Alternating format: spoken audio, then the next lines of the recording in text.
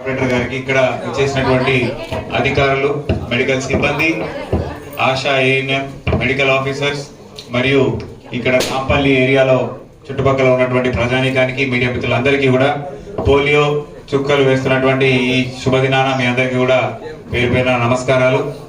ఇవాళ ఒక పండగ రోజులాగా మనం అనుకోవాలి.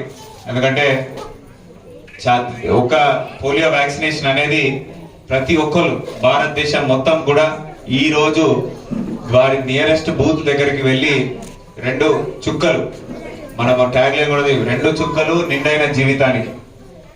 నేను చిన్న ఉన్నప్పుడు కూడా చూసేటోడిని, పోలియో వల్ల ఆ కాళ్ళు చిన్నగా అయిపోయి నడవలేని పరిస్థితి, జీవితాంతం కూడా అది ఒక దుర్భర పరిస్థితిలో ఉండే పరిస్థితి మనం చూసినాం. అటువంటి పరిస్థితి నుంచి నేడు భారతదేశంలోనే పోలియో ఒక్క కేసు కూడా లేకుండా నిర్మూలించడం అనేది మనము స్వాతంత్రం వచ్చినటువంటి మనం సాధించిన విజయాల్లో అత్యుత్తమైందని చెప్పి నేను భావిస్తా ఉన్నాను. ఎందుకంటే దాదాపు 140 కోట్ల జనాభా ఉన్న భారతదేశంలో ఒక్క కేసు కూడా రాకుండా ఉందంటే మన పోలియో ప్రోగ్రాము ఎంత పకడ్బందీగా మనము సంవత్సరం చేస్తా ఉన్నాం అనేది దీనికి నిదర్శనం.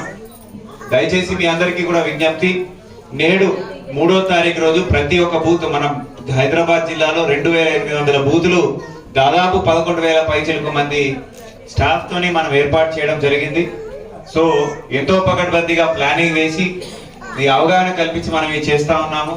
పబ్లిక్ అందరికీ కూడా విజ్ఞప్తి చేస్తా ఉన్నా, నియరెస్ట్ బూత్ కి వెళ్ళి ఇవాళే పోలియో వ్యాక్సినేషన్ మీరు వేయించవలసిందిగా నేను కోరుతా ఉన్నాను. దయచేసి ఇది సండే కూడా పెట్టడం, ఎందుకంటే పేరెంట్స్ అందరూ కూడా వర్కింగ్ పేరెంట్స్ అయినా ఇంట్లో ఉంటారని. మీ దగ్గరలోని 2800 బూత్స్ అంటే మీకు దాదాపు ఒక 500-300 మీటర్లలోనే ఒక పోలింగ్ బూత్ ఉంటుంది. అక్కడ వెళ్ళేసి మీరు వేయించవలసిందిగా కోరుతున్నాను. ఎక్కడ కూడా దీంట్లో నిర్లక్ష్యం వహించొద్దు. మనం ఇందాక డిఎంహెచ్ఓ గారు చెప్పినట్టు పక్క దేశాలైన పాకిస్తాన్, ఆఫ్ఘనిస్తాన్ ఇంకా పోలియో కేసులు ప్రబలుతా ఉన్నాయి. అక్కడ నుంచి వైరస్ వచ్చే ప్రమాదం ఇంకా పొంచి ఉన్నది మనం జాగ్రత్త వహించకపోతే.